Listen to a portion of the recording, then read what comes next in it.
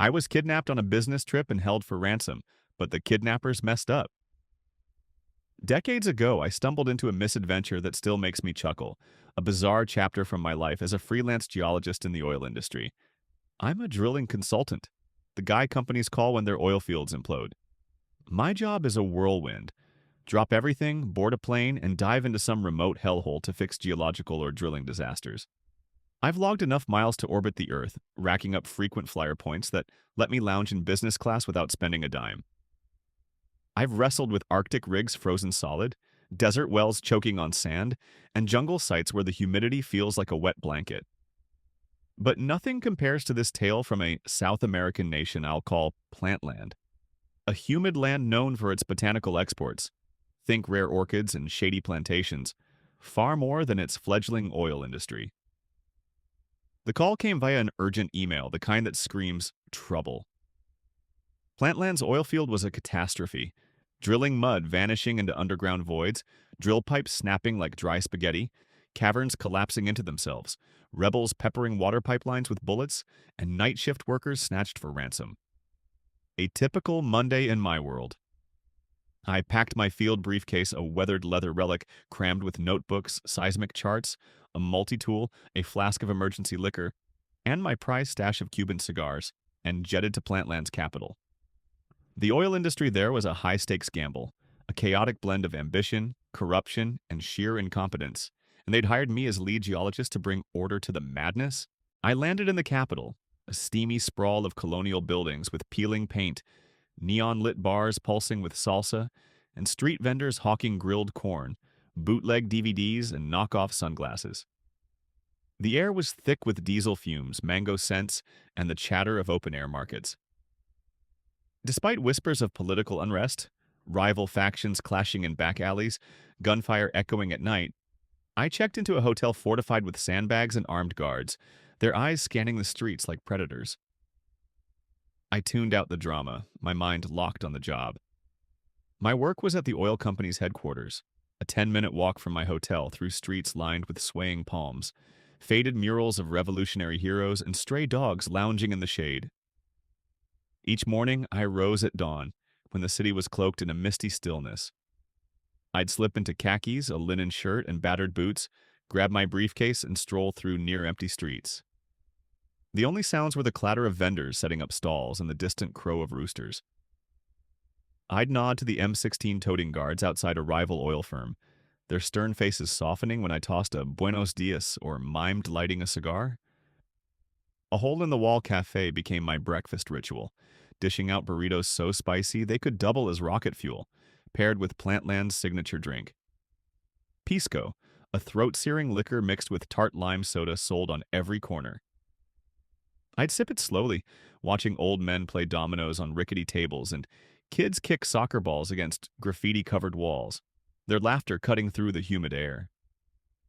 At the office, I navigated security, pat-downs, metal detectors, and German shepherds trained to sniff explosives, their tails wagging as I scratched their ears.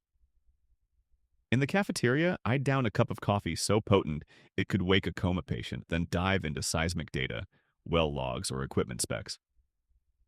By the morning meeting, I'd already cracked a problem or two, ready with solutions while my colleagues were still nursing hangovers. Days were spent in a cramped office, surrounded by flickering monitors and dog-eared maps, breaking only for a 2-hour lunch of delivered empanadas, grilled fish with plantain fries, or spicy ceviche that left my lips tingling. By 5 p.m., I'd trek back to the hotel, weaving through bustling crowds, dodging scooters that treated traffic laws as polite suggestions, and pausing to buy a mango from a street cart. One evening, a crisis erupted at the site. A well section had collapsed, threatening millions in losses. We huddled on a conference call until 6 p.m., hashing out fixes over staticky lines. As we dispersed, Javier, a local exec with a flair for garish ties, apologized for the late hour. "Let me drive you to the hotel," he offered, loosening his collar. "Nah, I'll walk," I said, patting my stomach. "Gotta burn off those tamales." "Walk? In this city? Too dangerous for a gringo." "I've been walking every day for weeks, no trouble. Met some great folks, vendors, kids, even a guy selling parrots out of a van." "You been walking? Where's your driver?" Driver? News to me. Javier's eyes bulged like I'd confessed to juggling dynamite. He dragged me back to the office, muttering about my sanity, and dialed a driver. 30 minutes later, a bulletproof Toyota Land Cruiser rumbled up, its windows thick enough to stop a tank round. Company vehicle, Javier said. Only ride in cars with our logo. No more walking. Fine, you win, I grumbled, climbing into the armored beast. The next 45 minutes were a heart-pounding slalom through traffic that ignored road signs and treated red lights as optional. Horns blared like a deranged symphony, and I gripped the seat, bracing for the tank to flip at every hairpin turn. If your horn died, you were toast. Walking was safer, but I was stuck with the cruiser. Drivers rotated daily, rarely the same face twice, a detail that soon landed me in hot water. The oil field was a nightmare of cascading disasters.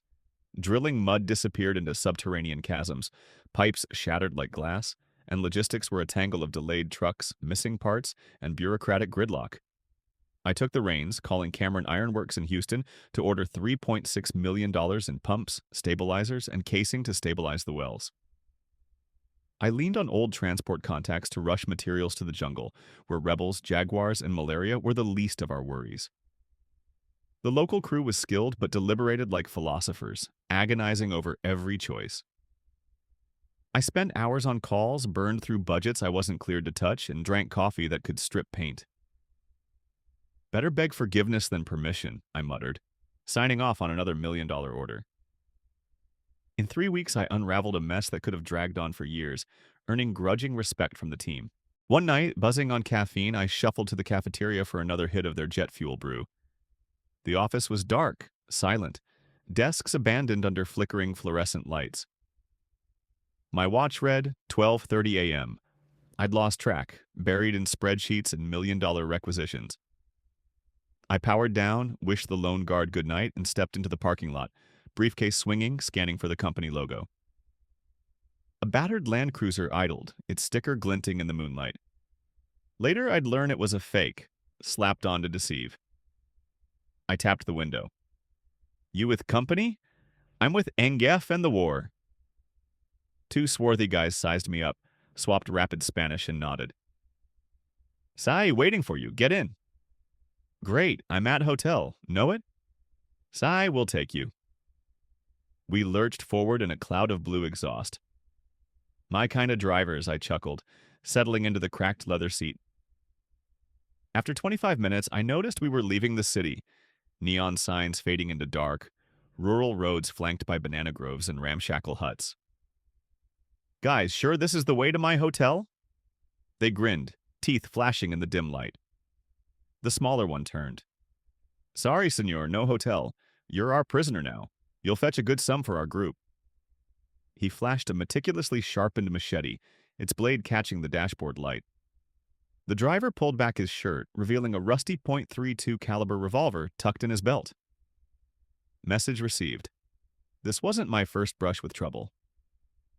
Nigeria, kidnapped with a geophysicist, guards, drivers, and a Land Cruiser that vanished into the ether.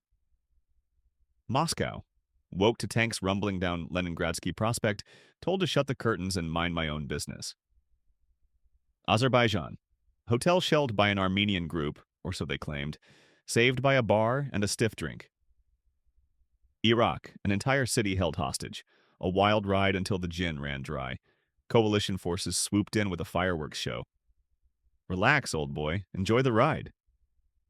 Senor, you can't do anything. We'll hold you until they pay. No harm intended.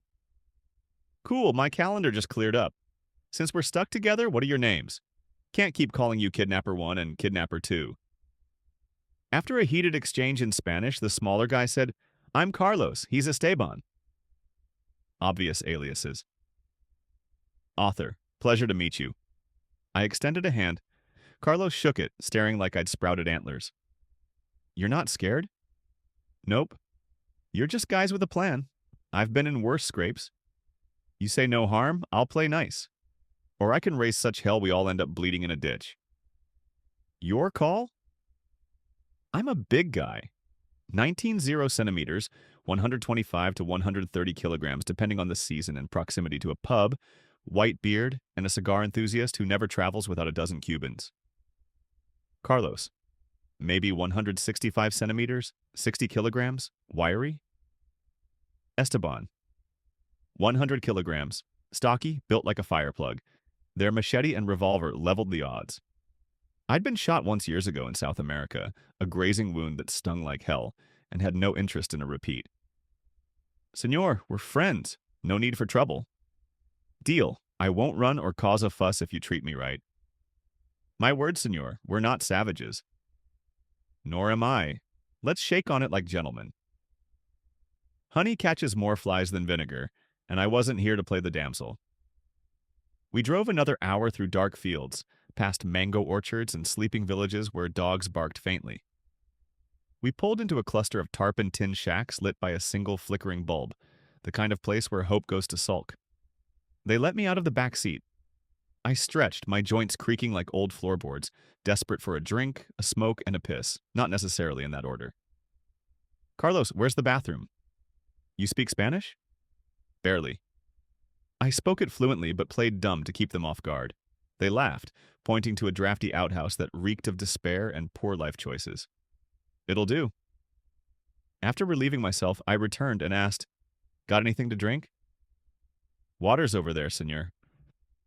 Water? Come on, this is an adventure. We need to celebrate this fine mess. Maybe we've got some aguardiente, beer, or guaro. Bring it all, boys. Dawn was breaking, painting the sky in streaks of pink and gold. My kidnappers were wrecked, sleepless, stressed, and utterly outmatched by a geologist who'd survived 8 months in Siberia's frozen wastelands, where vodka was breakfast and frostbite was a personality trait. What else can we toast to? We'll need another bottle. Senor, you drank our entire stock. What are you doing now? Lighting a cigar. Nothing beats a morning smoke to clear the head. Puff. Their faces turned a lovely olive shade like they'd seen a ghost. Want one? I keep a dozen in my case, finest Cubans. No, gracias. Carlos stammered, looking queasy. I'd rattled them good. They'd planned for me to call my office, lay out ransom demands, and play the terrified hostage. But frayed nerves and a creeping hangover are a lousy combo. They called in backup. 3 more guys with machetes and wary eyes to watch me, though I swore I wouldn't cause trouble. They deemed a ransom call too risky and asked me to write a note for anonymous delivery to my office. Sure, I've got a notepad and pen. What's the demand? They wanted $10,000 for my release within a week. That's it? I'm worth at least 20 grand, I thought, suppressing a grin.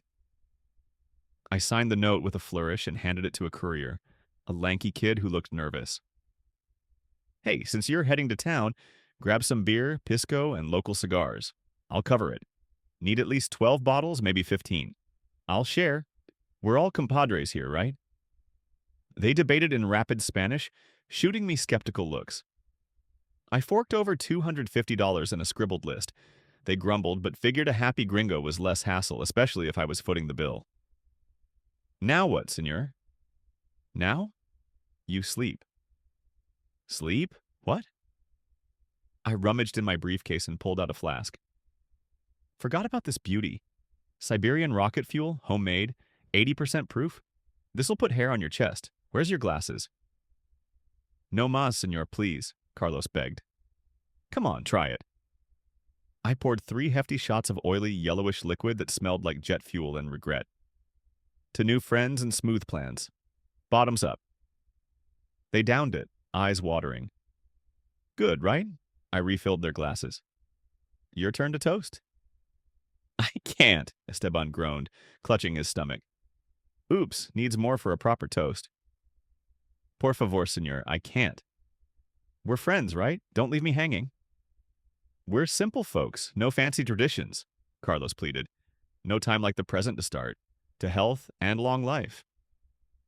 They managed 2 more toasts, their faces turning a pickled cucumber green. They were practically begging. We need sleep, por favor. Go ahead, boys. I'll just sit here, smoke, and ponder the meaning of life. They staggered to a shack, leaving a trail of dust and despair. I dug through my briefcase, found another half-liter flask of the same Siberian firewater and a couple of cigars, and settled in, feeling as zen as a monk. I wandered the compound, puffing a cigar under the watchful eyes of the backup crew, three guys with machetes who kept their distance. The air was thick with jungle humidity, the scent of damp earth and distant wood smoke. A heavenly cooking aroma hit me, pulling me toward a shack where a hefty grandma stirred a massive pot, the contents bubbling like a witch's brew. I was starving, my stomach growling like a caged beast. I peered through the window, hoping for a scrap. She spotted me, grinned, and waved me in. After a chaotic introduction, my broken Spanish and her rapid-fire dialect, I was seated at a rickety table. She refused my offer to chop vegetables or fetch water, insisting on feeding me properly. The meal was a revelation. Spiced mystery meat, goat, armadillo, homemade cornbread, fried bananas, and a local fermented brew that tasted like cider and ambition. I ate like a man possessed, plate after plate, while she beamed, saying her sons couldn't match my appetite. She was a treasure, large, warm, motherly, with a laugh that could shake the walls. We swapped stories, her about her grandkids, me about oil fields and near-death experiences, bonding over the universal language of food. The courier returned, his truck sagging with a carload of beer, pisco, and cigars. I'd misjudged the exchange rate and bought enough to supply a small army. I didn't offer to pay Grandma for her hospitality, but slipped her $100. Buy something nice for the family, Senora. My kidnappers, hungover and bleary, crawled from their shack and gaped at the hall. I was already handing out cigars to curious locals, tough guys with machetes who softened when offered a smoke. I turned to Grandma. Cigars, Senora? Which ones? I handed her a box of Partagas, her eyes lighting up like Christmas. Why are you here, Senor? You know my sons? I explained my predicament, offering her a lighter and some gelatina for her cigars.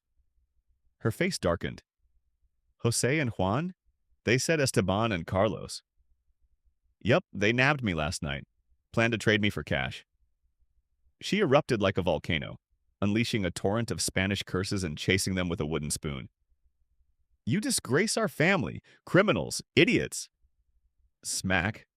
Whack. Their hangovers didn't stand a chance against her fury. I leaned against the truck, sipping from my flask, lighting a fresh cigar and grinning at my former captors. Cheers, boys! I grabbed a warm beer, popped it open, and toasted the chaos. Dinner and a show. I couldn't catch every word, but the outcome was clear. Jose and Juan had to grovel, beg me not to call the police, and swear to drive me back to the hotel pronto. I turned to Grandma. No one's hurt, and it's all good fun. But I can't leave yet. Look at this haul. Booze, cigars, the works. I can't haul it back. How about a fiesta? Share it with the whole crew. The idea was a slam dunk. The compound turned into a party. Locals cracking beers, passing cigars, and dancing to a crackly radio. I passed out at Grandma's shack around 3:30 a.m., sprawled on a cot, dreaming of oil wells in Pisco. By noon, my liver staging a protest, I was back in the Land Cruiser waving goodbye to a crowd of new friends. The ride back was silent. Jose and Juan, humiliated, reeked of hangovers so potent it could peel paint. We rolled up to the hotel in a cloud of dust. I turned to them. What's your address? They panicked. You promised no police. No. How else will I find you and Mama next time? Or send a Christmas package from Houston? Relieved, they scribbled directions. I grabbed my briefcase, kept a couple of cigar boxes, and swore there'd be no trouble if they never pulled a stunt like that again. We shook hands, and believe it or not, we're still in touch. Christmas cards and all. My ransom note? It landed at the wrong oil company, and my boss assumed I'd taken a weekend off. My contract gives me freedom to work as I please, so no one batted an eye. The other company forwarded the note to the police, sparking a citywide hunt for a missing gringo. While I slept like a rock in my hotel, cops scoured bars, rounding up every lost tourist but missing me entirely. Just another day in the life of a geologist who's seen too much and drinks too hard.